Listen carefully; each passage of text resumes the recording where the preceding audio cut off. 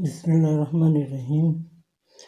دنیا کی ہر چیز دو رخی ہیں، ہمارا دین اور ہمارا علم ہمیں یہ بتا رہا ہے کہ دنیا کی ہر چیز کے دو رخ ہیں، اللہ نے بنائے ہیں۔ نفع بھی ہو سکتا ہے، نقصان بھی ہو سکتا ہے، عزت بھی مل سکتی ہے، ذلت بھی مل سکتی ہے، کامیابی بھی ہو سکتی ہے، ناکامیابی بھی ہو سکتی ہے۔ کوئی دوا کھاؤ تو فائدہ بھی ہو سکتا ہے اور الٹا اثر بھی ہو سکتا ہے۔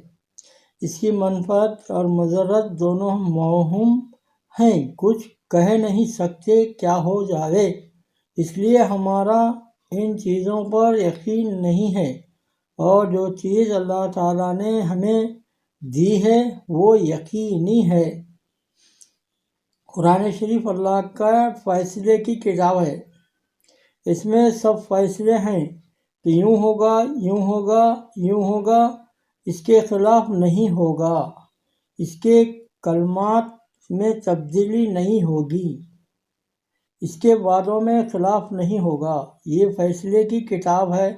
فیصلہ کر دیا اللہ نے کہ یوں ہوگا، جیسے پہلے خبریں دی ہیں وہ برحق ہیں، اگلی خبر برحق ہیں۔ اس کی یہاں تعلیم ہوتی ہے، اس قرآن کی تعلیم ہوتی ہے، اس حدیث کی تعلیم ہوتی ہے کہ یہ حق ہے، یہ سچ ہے، یہ معتدل ہے، یعنی حد سے آگے بڑھی ہوئی کوئی بات نہیں ہے۔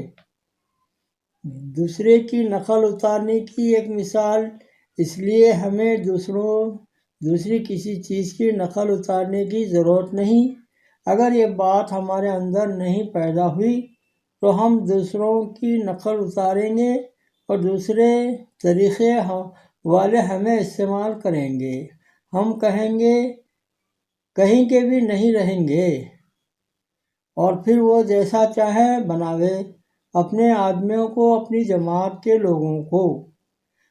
پہلے جب میں یہاں پڑھتا تھا طالب علم کے زمانے میں تو ایک کتاب پڑھائی جاتی تھی، مفید الطالبین، اب بھی پڑھائی جاتی ہوگی۔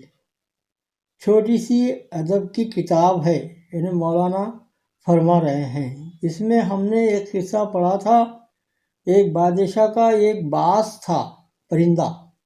پہلے زمانے کے بادشاہ شکاری وغیرہ کیا کرتے تھے، شکار کے شوقین ہوتے تھے، اس لیے شکاری جانور پالتے تھے، تو بادشاہ کو بہت پسند تھا۔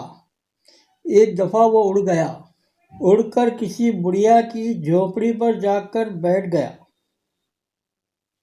بڑھیا نے دیکھ لیا کہ ایک پرندہ بیٹھا ہوا ہے۔ آدمی جب بوڑھا ہوتا ہے تو اس میں شفقت بڑھتی ہے، جو جوان ہوتا ہے تو شہوت بڑھتی ہے، تو اس پر شفقت آئی کہ بیچارہ جو پرندہ یہاں آیا ہے، اس کے تو بال اور پر بھی بہت بڑے بڑے ہیں، اس کے تو ناخن بھی بہت بڑے بڑے ہیں، اس کی تو چونچ بھی ٹیڑھی ہے، کیسے کھاتا ہوگا؟ تو اس نے پکڑ کر اپنی شفقت سے اس کی چونچ کاٹ دی۔ باز کی چونچ ٹیڑھی ہوتی ہے گوشت نوچنے کے لیے، اور مرغی دانہ چگتی ہے، اس کی چونچ سیدھی ہوتی ہے، تو اس نے سیدھی بنا دی۔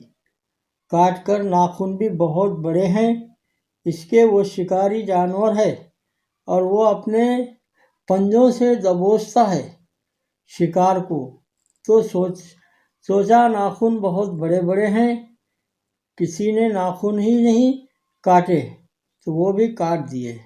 پھر اس کے پر دیکھے تو اس کے تو بال بھی بہت بڑے بڑے ہیں، اس کے بال ہی کسی نے نہیں بنائے، اب تک تو پر بھی کاٹ دیے۔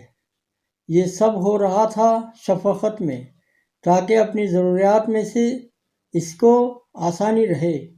ان آسانیوں نے سب صلاحیتیں ختم کر دی، تو اس کے ناخن کٹ گئے، اس کی چونچ کٹ گئی، اس کے پر کٹ گئے۔ اب کیا کرے؟ تو وہ وہاں بیٹھا رہا اب ڈھونڈ رہے ہیں بادشاہ کے سپاہی، ڈھونڈتے ڈھونڈتے پہنچ گئے بڑھیا کی یہاں۔ وہاں سے ملا تو اس حلیے میں تو لے گئے بادشاہ کے پاس کہ اس کا تو یہ حال ہو گیا۔ تب بادشاہ نے کہا اس کا یہ حال ہونا ہی چاہیے، کیونکہ جو اپنی جگہ چھوڑا، اپنا کام چھوڑے، اس کی یہی سزا ہے کہ اب اس کو کوئی پہچانے گا بھی نہیں کہ یہ کون سا پرندہ ہے۔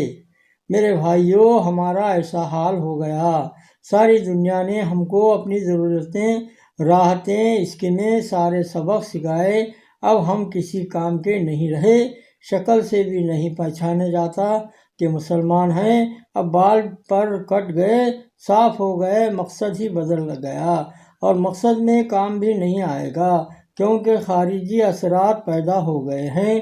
یہ سب خارجی اثرات ہیں، نادانوں کی شفقتیں۔ اللہ حفاظت فرمائے۔ سبحان اللہ۔